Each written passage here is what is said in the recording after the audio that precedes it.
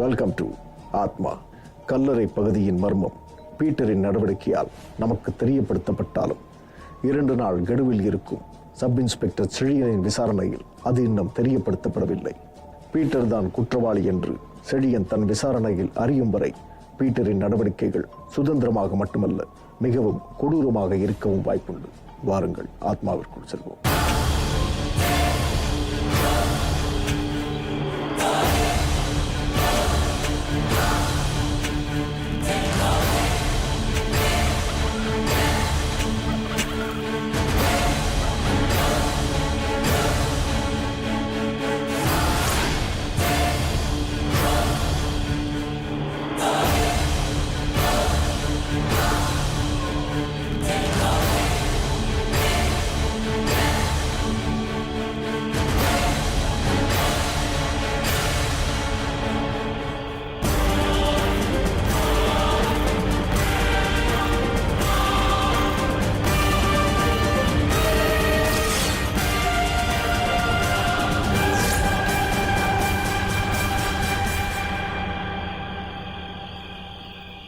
Peter, இவ்வளவு நாளா என் ஆத்மா சாந்தி அடையாம இருந்தது பீட்டர்.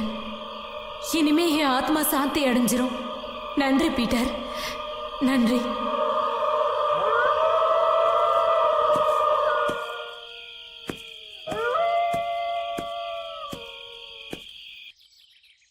தாளமுத்து கேஸை பொறுத்த வரைக்கும் ஏதாவது இம்ப்ரூவ்மெண்ட் கிடைச்சிருக்கா ராஜேஷ்?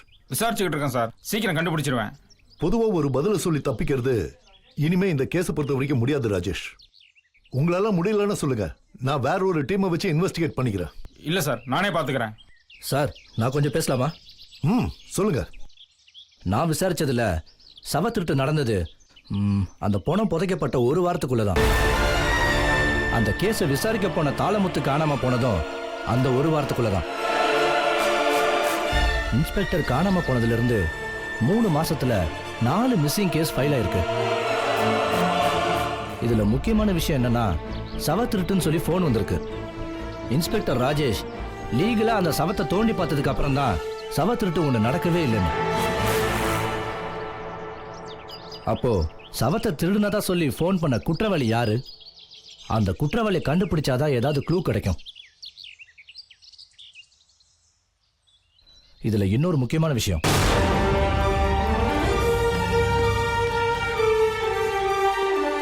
காணாம போன 4 பேருக்கு இருக்கிற ஒற்றுமை என்னன்னா, காணாம போன முதல் நபரோட பேரு மெல்வின் சாகர், 2வது நபரோட பேரு பிரான்சிஸ் சேவியர்,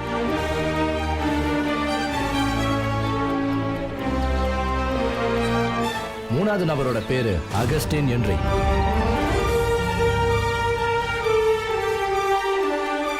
4வது நபரோட பேரு மாரிமுத்து.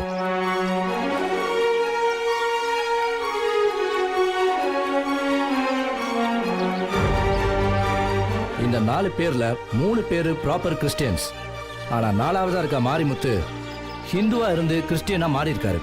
சோ 4 பேருமே கிறிஸ்டியன்ஸ்.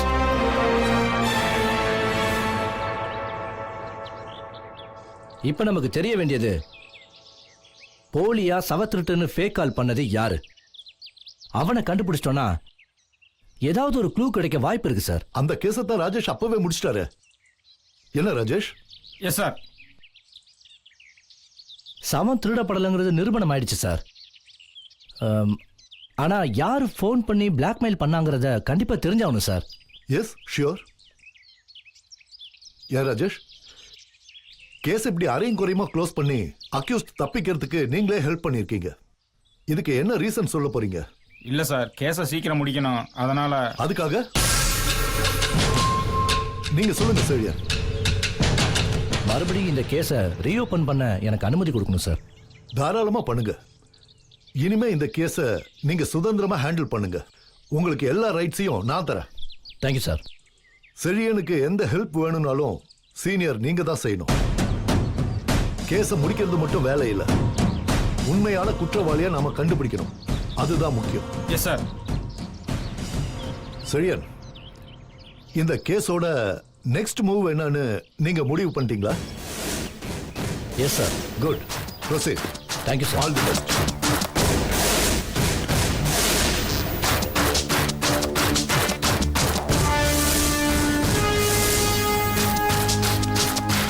என்ன சகாயராஜன் டீடைல்ஸ் கலெக்ட் பண்ணீங்களா? ரெடி பண்ணிட்டேன் தம்பி. வாங்க போலாம். தம்பி நீங்க வந்தோட இன்ஸ்பெக்டர் உள்ள வர சொன்னாரு. பாத்துட்டு வந்துருங்க, நான் ரெடி பண்ணி வைக்கிறேன்.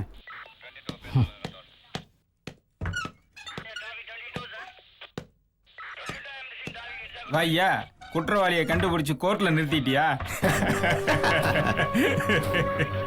ஆமா சார், ஓரளவுக்கு சவத்திருட்டு சம்பந்தமா வந்த ஃபோன் நம்பர்ஸ் எல்லாம் கலெக்ட் பண்ணியிருக்கேன். அதை விசாரிச்சா நிச்சயம் க்ளூ கிடைக்கும் சார். மறுபடியும் சொல்றேன், அந்த ஃபோன் நம்பரை வச்சு உன்னால ஒன்றும் பண்ண முடியாது. தேவையில்லாம எஸ்பி கிட்ட நல்லா வாங்கி கட்டிக்க போறேன். ட்ரை பண்ணி பார்ப்போம் சார். எனக்கு என்னமோ கண்டுபிடிச்சிருவோங்கிற நம்பிக்கை இருக்கு. நான் கிளம்புறேன் சார். ம்.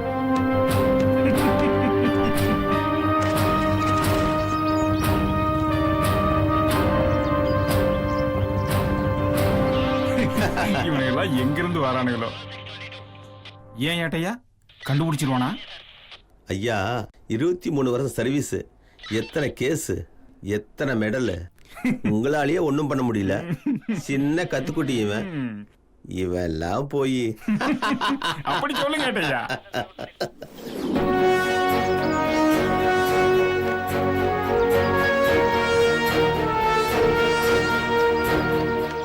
தம்பி இந்த பொண்ணு தான் அந்த பொண்ணு. உங்க பேரு? கவிதா சார். இந்த ஹாஸ்டல்ல எவ்வளவு நாளா இருக்கீங்க? 2 வருஷமா இங்க தான் சார் ஓ, இருக்கோம்.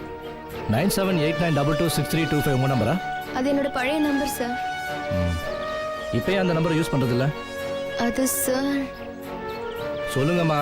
நான் என் பாய் ஃப்ரெண்ட் கிட்ட பேசிட்டு பழைய முனிசிபாலிட்டி ரோட் வழியா வந்துட்டு இருந்தேன் சார். அப்ப யாரோ ஒருத்தன் என் போனை புடுங்கிட்டு ஓடிட்டான். அது ஆள் நடமாட்டம் இல்லாத ரோடு வேற.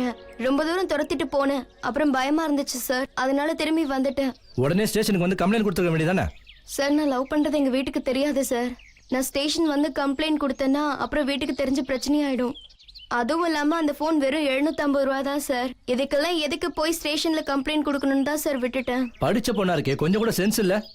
உன் போன் எடுத்துட்டு போய் கடத்தல் பண்றதுக்காக உன் சிம்மை யூஸ் பண்ணிருக்காங்க. நீ கம்ப்ளைண்ட் கொடுக்காதனால இந்த கேஸ்ல நீயும் ஒரு அக்யூஸ் தான். இப்போ கூட உன்னை அரெஸ்ட் பண்ணலாம். பண்ணட்டா? சாரி சார், எனக்கு இப்படிலாம் நடக்கும்னு தெரியாது சார். போமா, இனிமேலாவது இந்த மாதிரி நடந்துச்சுன்னா ஸ்டேஷன்ல வந்து கம்ப்ளைண்ட் கொடுக்குற வழியை பாரு. சரிங்க சார். Sir, thank you sir. போமா போமா.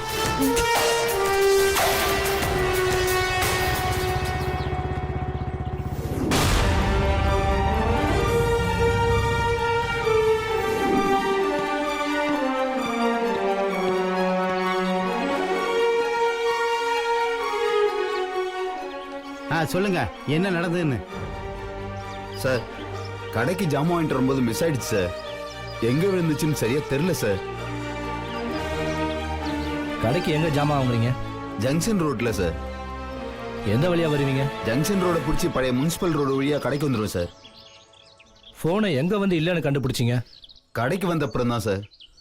கடைக்கு வந்து தான் பாத்தீங்களா? எங்கேயாவது மொத்த ஜாமான் வாங்குற கடையில மிஸ் ஆயிருக்கலாம் இல்லையா? வண்டியில வந்துட்டு இருக்கும்போது வீட்டுல இருந்து ஃபோன் பண்ணாங்க சார். அவள்கிட்ட பேசிட்டு பாக்கெட்ல வச்சேன் சார். அது கீழே வந்துருச்சு. கடைக்கு வந்ததுக்கு அப்புறம் தான் எனக்கே தெரியும் சார். எதுக்கு போலீஸ்ல கம்ப்ளைண்ட் கொடுக்கல? நம்ம தவறால காணாம போச்சு. இதுல யார் மேல சார் கம்ப்ளைண்ட் கொடுக்கறது? அதுவும் இல்லாம அது சாதாரண போன் சார். விலைக்கு போனா கூட 500 ரூபாய்க்கு போவா சார். அதான் அப்படியே விட்டேன் சார். போனோட விலை என்னமோ கம்மி தான். ஆனா அவன் போனை எடுத்துட்டு போனவன் அதை வச்சு கடத்தல் பண்ணி பிளாக்மெயில் பண்ணி பணம் கேட்டு மிரட்டியிருக்கான். நீ மட்டும் அன்னைக்கு கேஸ் கொடுத்துருந்தேன்னு வச்சுக்க, ஓ மூலியமா அக்யூஸ்ட பிடிச்சிருக்கலாம். இப்போ நான் என்ன சார் பண்ணட்டும்? இனிமேட்டு இந்த மாதிரி அசால்ட்டா இருக்காதீங்க. சார், காசுலாம் வேணாம் சார். விடுங்க. யோ, வாங்கிக்க. நாங்க எங்க கடமையை கரெக்டா செய்யறோம், நீங்க உங்க கடமையை கரெக்டா செய்யுங்க. சரிங்க சார்.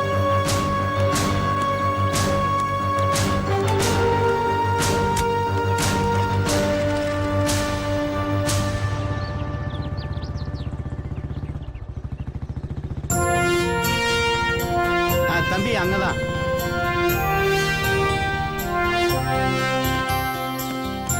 தம்பி சார், இங்க ஜானுங்கிறது யாருப்பா?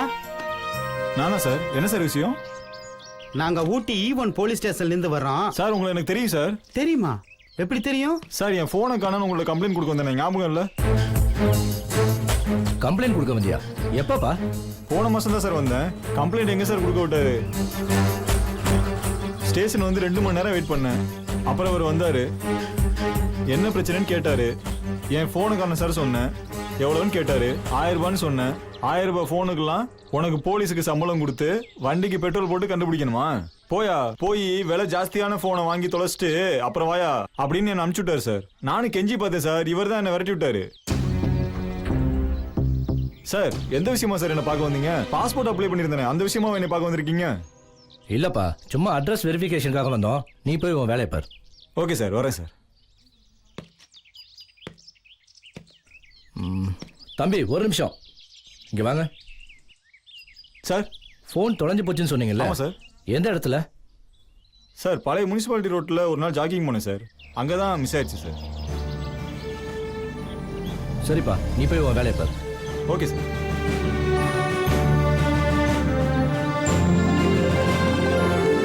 இந்த பையனோட கேஸ் அன்னைக்கே எடுத்திருந்தா இந்த அக்யூஸ்ட் இன்னைக்கு பிடிச்சிருந்திருக்கலாம்.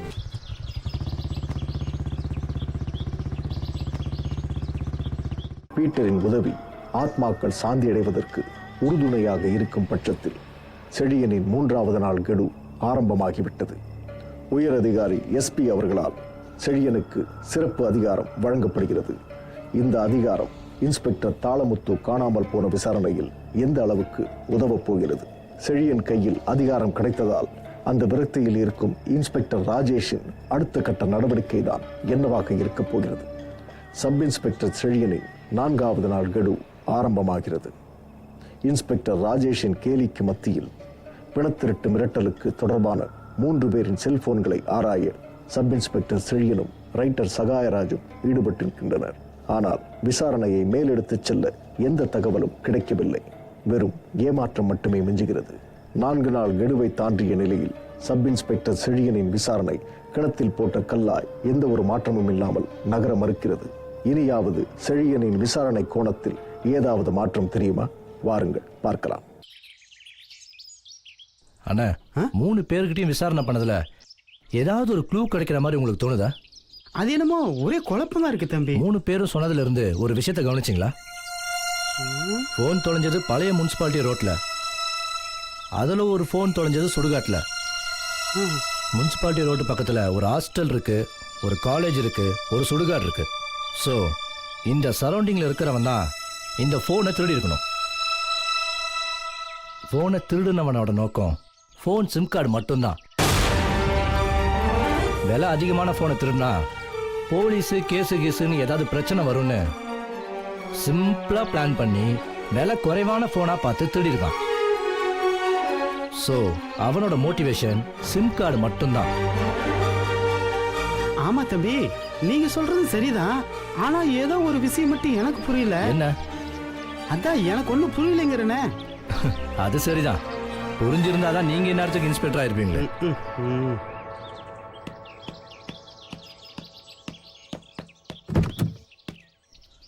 டிரைவர், வண்டி எஸ்பி ஆஃபீஸ்க்கு விடு.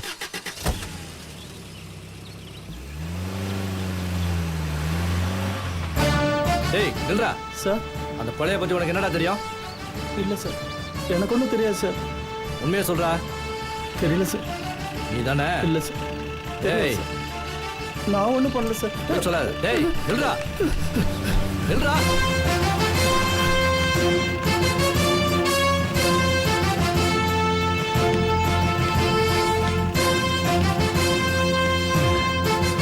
ஒழுங்கு மரியாதையா கேட்டா உண்மையா சொல்ல மாட்டீங்க.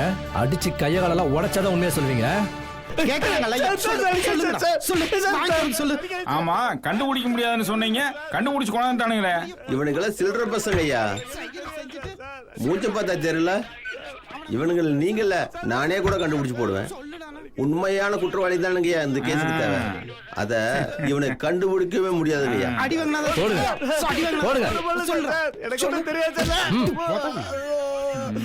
ஏடையா, இந்த பெண்டிங் இருக்கிற கேஸ் எல்லாம் இவங்க பேர்ல எழுதுங்க. நாளைக்கு கோர்ட்ல ப்ரொடியூஸ் பண்ணணும். சரி ஐயா. சார், இன்னும் கேஸ் முடியல சார். அந்த அம்மா கொடுத்த டைமே 3 நாள் முடிஞ்சு போச்சு. மீதி 4 நாள் தான் இருக்குது. அதுக்குள்ள உன்னால என்ன கிழிக்க முடியும்? சார் இல்ல சார், கண்டிப்பா பிடிச்சிடலாம். சார் இவங்க கிட்ட கொஞ்சம் விசாரணை பண்ண வேண்டியது இருக்கு. என்ன விசாரணை? சொல்றா, சொல்லு சொல்லு சொல்லு, உண்மையை சொல்லு சொல்லு சொல்றா, சொல்றா சொல்லு, உண்மையை சொல்லுங்கறல சொல்லு, சொல்றா சொல்றா, சொல்லு சொல்றா சொல்லு சொல்லு. சார் சொல்லிடுறேன் சார். சார் உண்மையை சொல்லிடுறேன் சார், அடிக்காதீங்க சார். கேட்கிற கேள்விக்கு சரியா உண்மையை சொன்னா அடி கிடைக்காது. அந்த பணத்தை நான் எரிக்கல சார், சுடுகாட்டில் ஒரு இடத்துல புதைச்சு வச்சிருக்கேன் சார். நாங்கள் என்ன கொலகுத்தமா சார் பண்ணோம், எவனோ ஒருத்த கொண்டு வந்து புதைச்சிட்டா சார். அதை நாங்கள் மாற்றி மட்டும் தான் சார் எடுத்துகிட்டு வந்தோம், வேற எந்த தப்பு பண்ணல சார். இரு இரு இரு, இப்ப என்ன சொன்ன? பணத்தை மாற்றி திருடிட்டு வந்துட்டோன்னு இல்ல, அதுக்கு முன்னாடி என்ன சொன்ன? நாங்கள் கொலகுத்தமா சார் பண்ணோம். இல்ல இல்ல, அதுக்கு முன்னாடி எவனோ ஒருத்த கொண்டு வந்து புதைச்சிட்டான்னு. அதான் அதான் அதான், அந்த பணத்தை இன்னொருத்தன் தான் கொண்டு அங்க புதைச்சிருக்கான்னு உனக்கு எப்படி தெரியும்?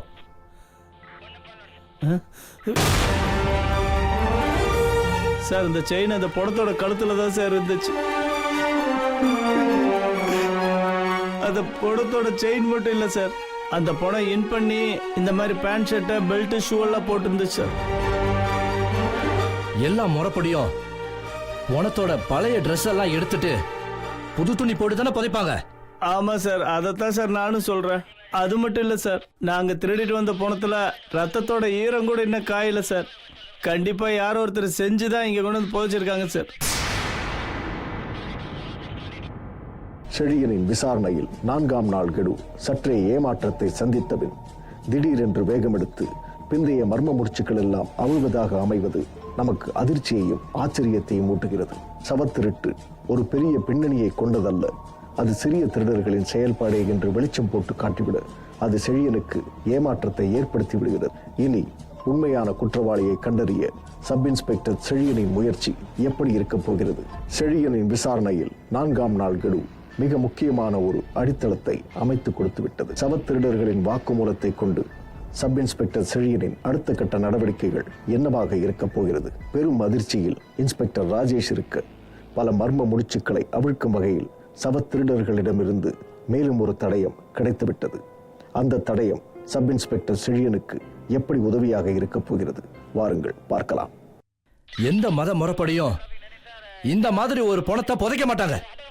ஒரு வேளை அந்த பணத்தை யாரோ கொன்னு அதை மறைக்கிறதுக்காக புதுசா குழி தோண்டி புதைச்சா எங்க நம்ம மாட்டிப்போமோன்னு ஏற்கனவே பாதுகாப்பா இருக்கிற அந்த கலரையில தோண்டி புதைச்சா யாருக்கும் சந்தேகம் வராதுன்னு தோணிருக்கலாம்.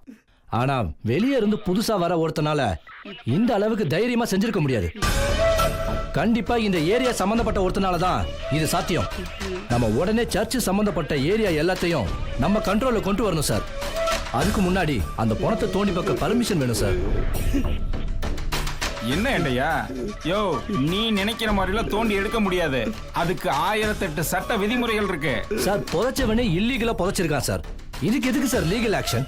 யோ, நீ ரொம்ப சின்ன பையன். நீ பணத்தை தோண்டினா எவ்வளவு பிரச்சனை வரும்னு உனக்கு தெரியாது. இனி இந்த கேஸை நானே பாத்துக்கிறேன், நீ விட்டுரு. சரியா சொன்னீங்கய்யா. சார் ப்ளீஸ் சார், பணத்தை தோண்டி பார்த்தா நிச்சயம் கண்டுபிடிச்சிடலாம் சார். கொஞ்சம் ஹெல்ப் பண்ணுங்க சார். தம்பி, அதான் ஐயா பாத்துக்கிறேன்னு சொல்லிட்டாருல்ல, பேசாம கேஸை ஒப்படைச்சிட்டு போற வழியே பாருங்க.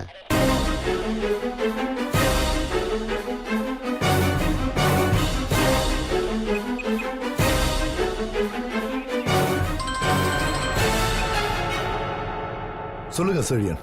சார், இந்த கேஸ்ல ஒரு முக்கியமான க்ளூ கிடைச்சிருக்கு சார். பழைய முனிசிபாலிட்டி ரோடு பக்கத்துல இருக்கிற சுடுகாட்டுல இருக்கிற பணத்தை தோண்டி பார்க்க உங்க பர்மிஷன் வேணும் சார். ப்ரொசீட் பண்ணுங்க. சார், ஏதாவது இல்லீகல் ப்ராப்ளம் வந்துச்சுன்னா எது வந்தாலும் நான் பாத்துக்கிறேன். Thank you sir.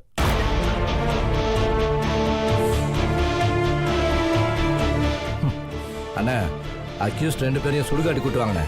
பணத்தை தோண்ட ஏற்பாடு பண்ணுங்க. 2 பேரையும் கூட்டு வாங்கண்ணா. சார் நான் ஒன்றும் பண்ணல. கான்ஸ்டபிள் ஜீப்பை ரெடி பண்ணுங்க.